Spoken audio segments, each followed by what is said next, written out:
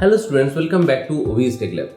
কমার্সের স্টুডেন্ট যারা, তারা কম্পিউটার সায়েন্স নেবে না কম্পিউটার অ্যাপ্লিকেশন নেবে। কিছু কিছু স্কুলে কম্পিউটার সায়েন্স দেয় কমার্সের সাথে।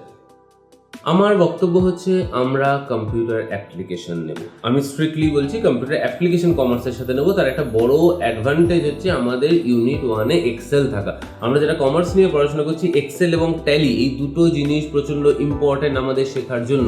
এবং এক্সেলটা আমরা যদি এখন শিখি তাহলে আমরা আফটার এইচএস কোনো একটা রেকগনাইজড ইনস্টিটিউট থেকে একটা ট্যালির কোর্স করে নিলে আমরা কমার্সের স্টুডেন্টরা কমার্স লাইনে প্রচুর এজ পাবো, যেটা আমাদের পরবর্তীকালে সাকসেসফুল হতে হেল্প করবে।